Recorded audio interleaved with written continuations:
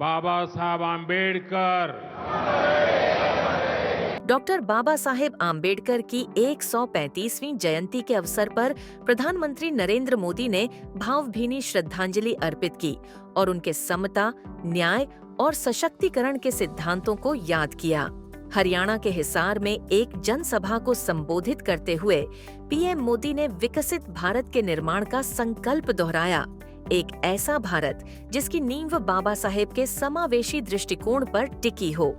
प्रधानमंत्री ने पंचतीर्थ जैसे प्रयासों का जिक्र किया, जो आम्बेडकर जी से जुड़ी 5 प्रमुख स्थलों को राष्ट्र स्मारक के रूप में विकसित कर भावी पीढ़ियों को उनके विचारों से जोड़ने का प्रयास है।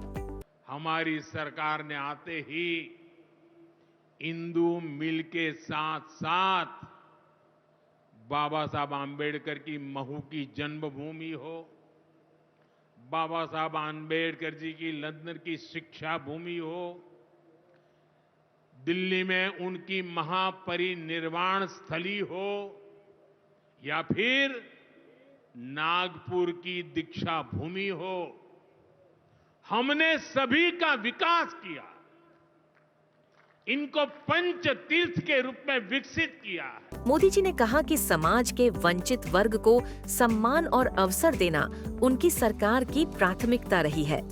उन्होंने बताया कि अब 12 करोड़ ग्रामीण घरों तक नल का जल पहुंच चुका है और 11 करोड़ से अधिक शौचालय बन चुके हैं, जिससे गरिमा के साथ जीवन जीने का रास्ता साफ हुआ है।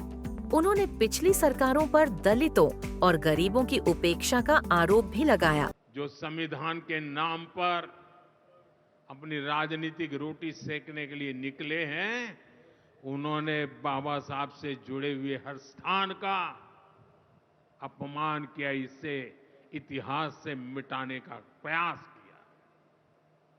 स्थिति ये थी कि मुंबई के इंदु मिल में बाबा साहब आम्बेडकर का स्मारक बनाने के लिए भी देश भर में लोगों को आंदोलन करने पड़े। इसी दिन हिसार के महाराजा अग्रसेन हवाई अड्डे से अयोध्या के लिए पहली उड़ान को रवाना किया गया और टर्मिनल 2 की नींव रखी गई, जिसे पीएम मोदी ने बुनियादी ढांचे और सामाजिक न्याय को जोड़ने की दिशा में एक अहम कदम बताया। जिस तरह बाबा साहेब ने कहा है कि शिक्षित बनो, संगठित रहो और मानवता के पक्ष में संघर्ष करो, तथा उनके अनुसार जो धर्म स्वतंत्रता, समानता और बंधुत्व सिखाए वही सच्चा धर्म है। क्या आप भी यह मानते हैं? कमेंट में जरूर बताएं।